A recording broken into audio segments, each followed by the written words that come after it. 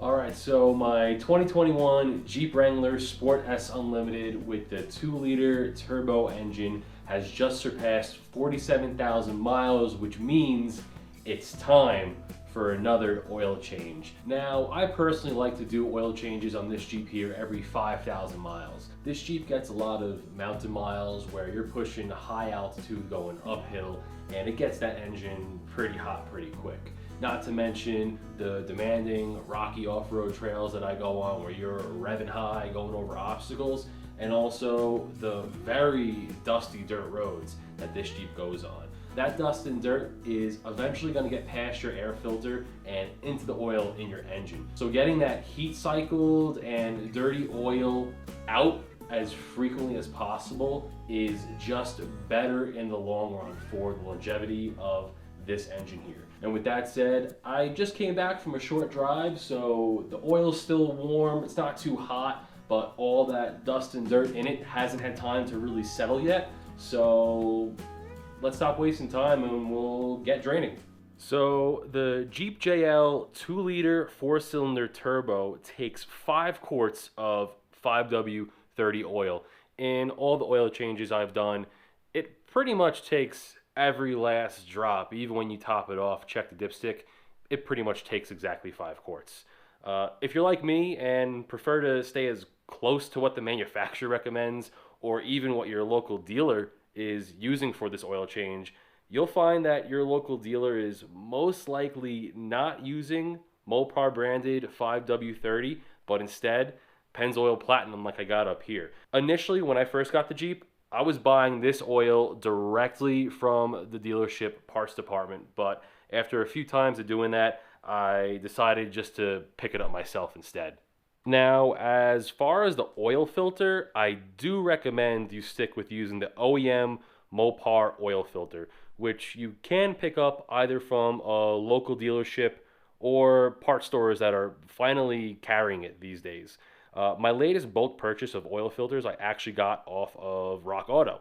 Now, for years, the JL oil filter part number variant ended in AB, but as you can see here, this one ends in BE. This is the later variant as of the past couple years, and you really can't get the AB one anymore. The part number change is most likely them just reorganizing SKUs. But yeah, I definitely recommend you get the MOAB oil filter either from your local dealership, local auto parts store, or like I did online off of Rock Auto.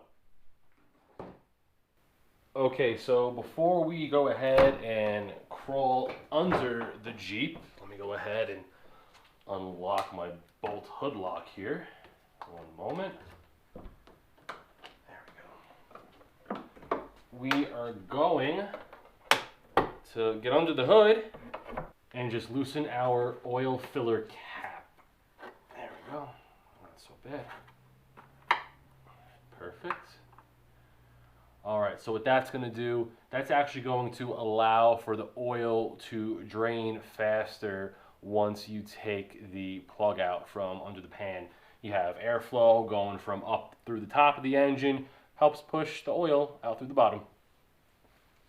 All right, so now I want to get my drain pan ready, which, I mean, it's here, I got all my parts, but the one thing I do want to make sure is that my funnel is clean. I noticed a little bit of debris, dirt in the funnel. The last that I used this was to fill the Jeep with fresh new Pennzoil oil, but it's been sitting for a couple to a few months, dirt blowing into the garage and everything. Yeah, I'm just gonna get this cleaned up with some brake clean real quick, wipe it out with a rag, and then we'll crawl into the Jeep and get it drained.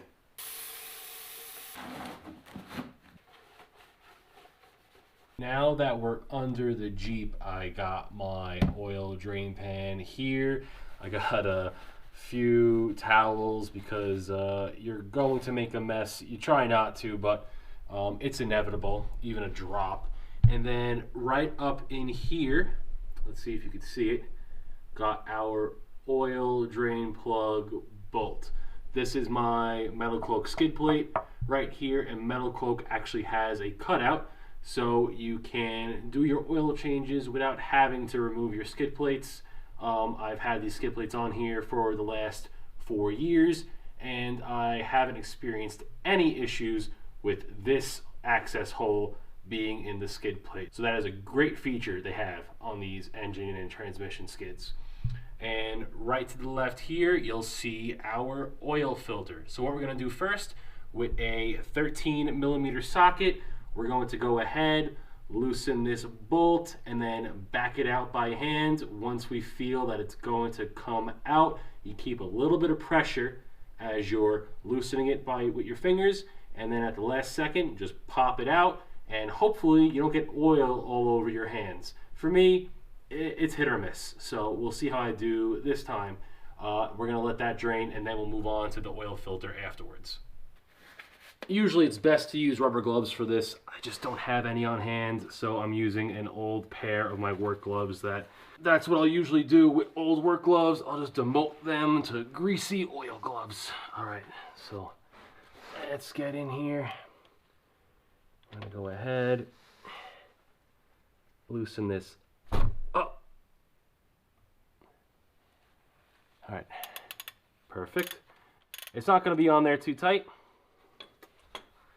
All right, we're gonna go, let me get a couple of towels here. I think I'm gonna screw this up.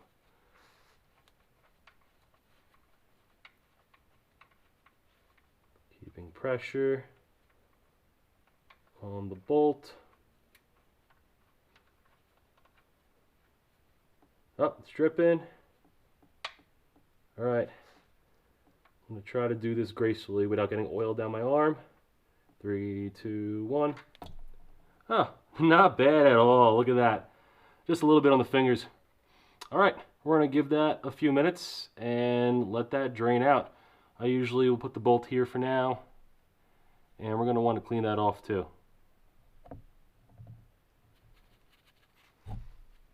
Oh.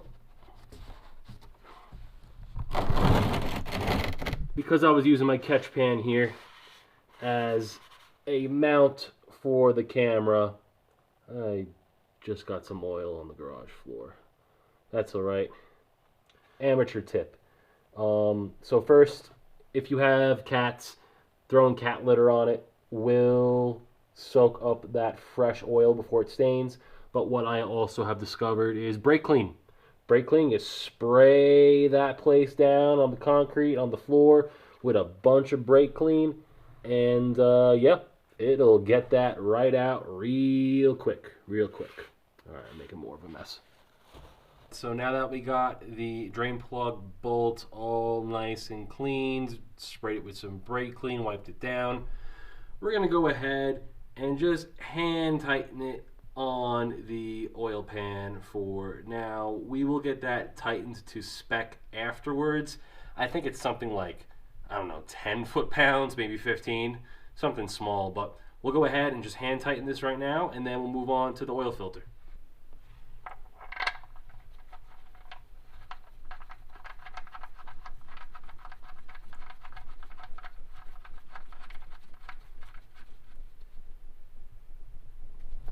Perfect.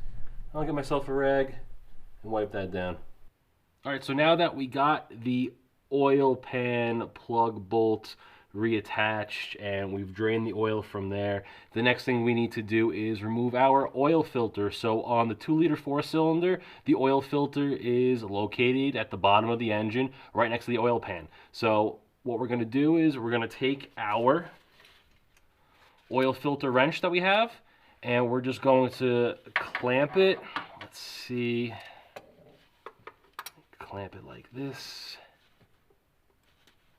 And we're going to give it a nice little squeeze and a turn. In my opinion, removing the oil filter is messier than draining the oil pan. It's just, it drips all from the mounting location once you get it loose. And also, when you remove the oil filter, you want to be careful and keep it upright. If you remove it and kind of tilt it or tip it, there's oil in the oil filter, and you're going to get it everywhere. All right, let me make sure. I think I need to move this more forward. Yeah, it definitely needs to be more forward. See, there it goes. It's starting to drip already from the mounting location. All right, I think this This should be okay. It's not going to be the best. Let's go ahead. That's fine. That's fine. I'm just readjusting this for all the potential mess that's going to happen. I really want to try to catch all of this. One thing about having skids with the filter, well, first off, now my glove is fully soaked. But with removing the oil filter, you're going to get it all over your skids, but that's fine. We'll just clean it up after. All right, we're almost there. And I'm going to try my best to keep it upright. Yeah, it's pretty long threads. Okay.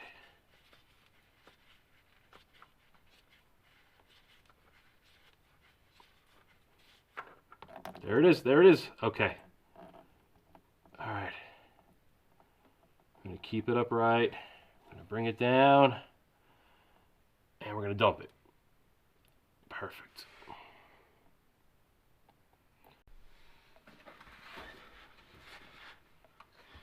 And now, without any further ado, we're going to take our brand new oil filter. Let's get that unboxed.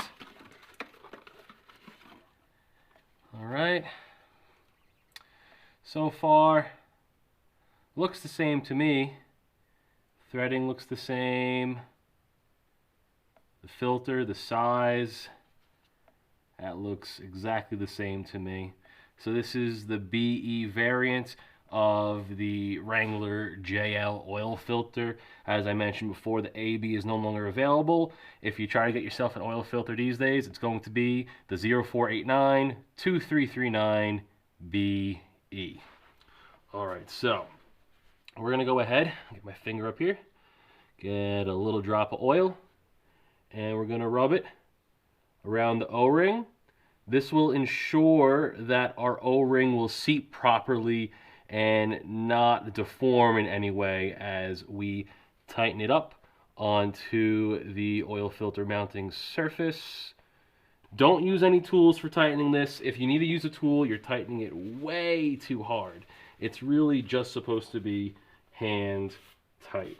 Okay, so now we're gonna go ahead, get up in here, and get our new filter. There we go. It's threading. We'll just get it spun on. Okay. So now we're here. Let me move this because my neck hurts. Okay. So now we got the date code facing this way. So I'm gonna go. I think I might be able just to do one turn with this. Let's see. There we go. We'll keep going.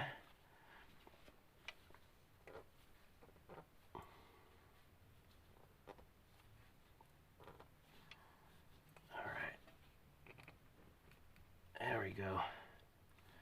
And I think I'm happy with that.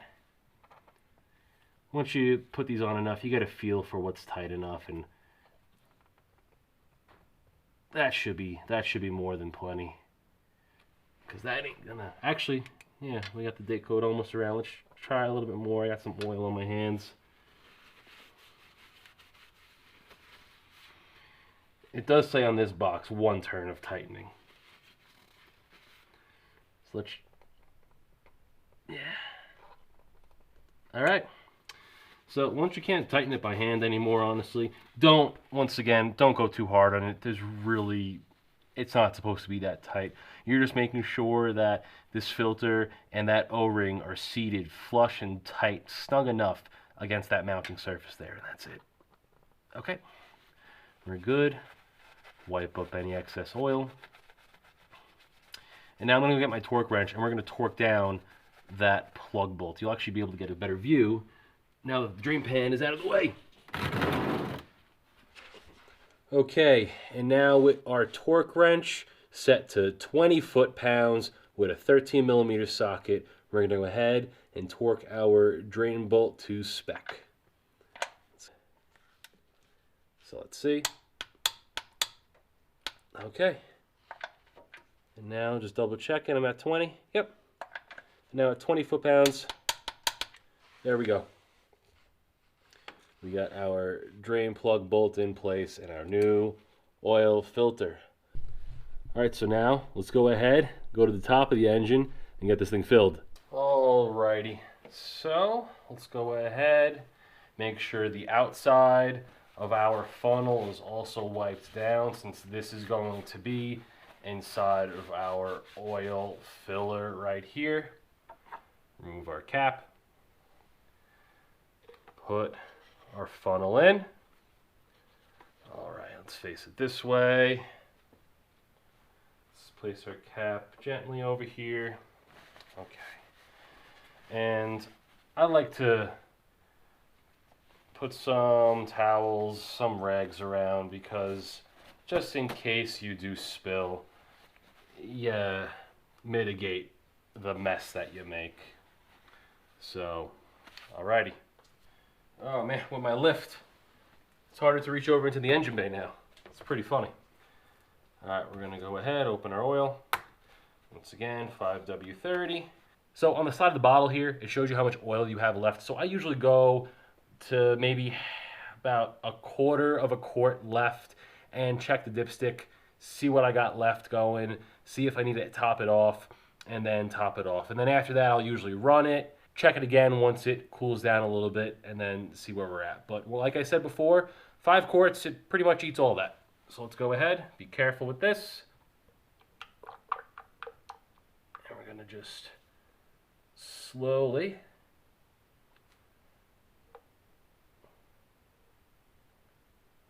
get our 5 quarts of oil in.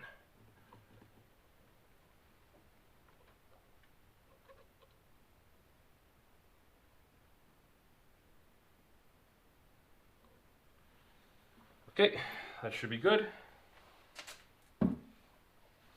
Try to get our funnel out without making any sort of mess. Oh, okay, that was close. There we go, perfect. Funnel's out. Let's put our, actually, got a little bit of dirt in our fill cap, so I'm gonna get that cleaned out real quick. Okay, perfect. It wasn't on the inside, just on the outer rim. Obviously, dirt and dust getting up in the engine bay. Okay, go ahead. Let's get that. Let's see. Come on, don't fight me here. There it goes. All right, get that closed. It's vertical. And let's just take a quick reading. I know this isn't going to be accurate in any way, shape, or form, but let's just see what we got going on so far, just to get an idea of where we're at. Definitely oil on the stick. Let's get it in and out.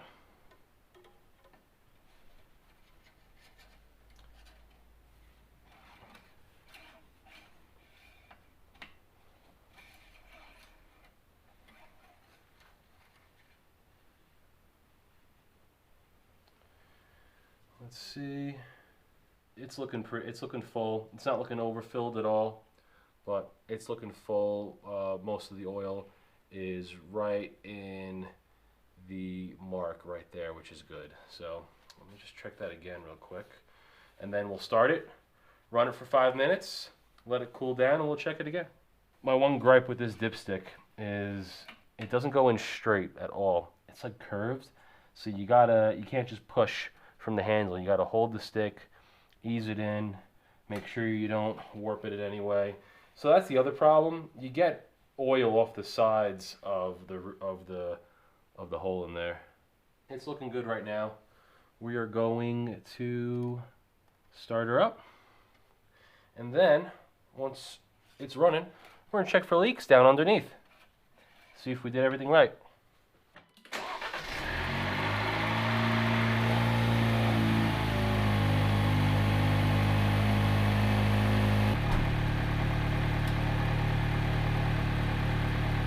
Alright, so we've got good oil pressure. It's going up to temperature right now, so let's go underneath and see if our oil filter or our drain plug, see if they're leaking.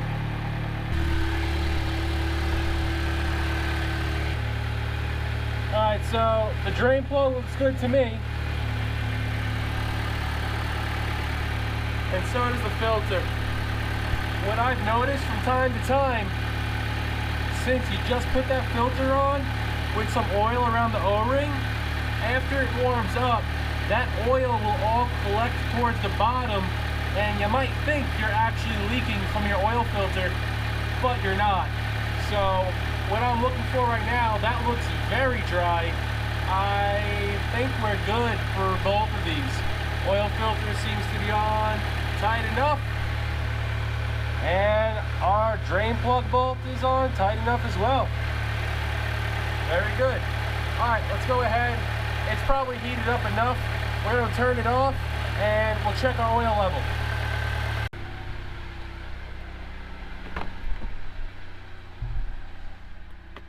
There we go.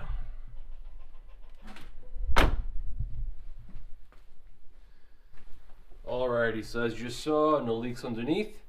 And let's give this a couple minutes just to cool back down. And as we have the oil cycle through the engine, we'll check where we're at and see if we got to top it off. Okay, so now that we gave that about like 5 minutes or so to cool, oil should be settled in the engine. Let's go ahead, get a fresh wipe on the stick.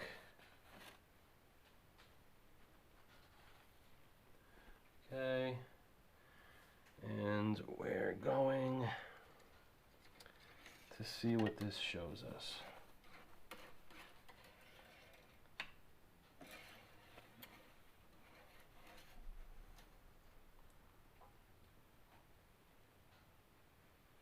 Okay, so you see where the pattern is. We're going to squeeze on it, and you can see where I squeeze down. You see that little mark right there. So the oil is definitely in spec to where we need it to be. But honestly, I do have like, I think it's only less than a quarter of a quart left. So I'm just going to top it off. No reason to let it go to waste. And obviously, just a little bit more is not going to hurt this. So we're going to go ahead and top it off right now. Let's undo the filler cap first. Okay.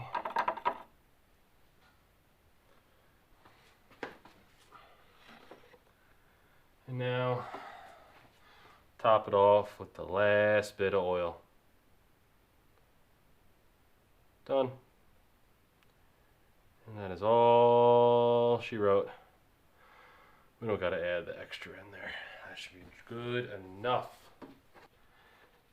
Take that out. What a rag. And we're closing her up for good. With the final turn of the filler cap. Our oil change is done. So once again, I do this every 5,000 miles on this Jeep. I want this 2-liter 4-cylinder to last as long as possible. Normally, I would be also changing the engine air filter at the same time as this. But in a couple days, I actually have one more ride before the winter that I'm going to go on with the club. I'm not exactly expecting it to be super dusty, but in case it is, I don't want my new air filter to already be clogged up. So I'm going to run with this air filter for just a couple more days, and then I'll be switching out my air filter in the engine bay and also in the cabin next week. So be on the lookout for that video. Although that is a kind of small and short maintenance item, it's very important, and yeah, I want to bring you guys along. So with that said, thank you very much for watching. I hope this video was helpful and informative. I just love doing maintenance on my Jeep, and I hope you do as well. And if you don't be scared of it. It's fun, it's rewarding, and you know exactly what your Jeep's been through. This Jeep has not been worked at the dealership at all. It's, once again, 47,000 miles, and I've done all the oil changes, all the diff fluid changes, air filters in and out, just any sort of maintenance, obviously tire rotations, I'm going to be doing my serpentine belt soon at 50,000 miles. Also at 50,000 miles, I'm going to be doing my transmission fluid. In the maintenance manual, Jeep says it's a lifetime oil. Don't listen to that. The manufacturer of these automatic 8-speed transmissions, ZF, they are a transmission manufacturer from, I believe, Germany. They recommend changing the transmission fluid every 50,000 miles. So I'll be doing that soon as well. Obviously, I've done my transfer case fluid as well, and just all the up-to-down inspections and maintenance. When you are hands-on with your vehicle, you'll know your vehicle inside and out. And that's something I just don't want to be without with bringing it to the dealership. You're relying on somebody else to do the work and somebody else to tell you what's wrong with it. I'd rather have my eyes on it, but I digress. Anyways, once again, I hope you enjoyed this video. I hope it was helpful. And if you haven't already, please subscribe to the channel. Thank you very much for watching, and I'll see you in the next one.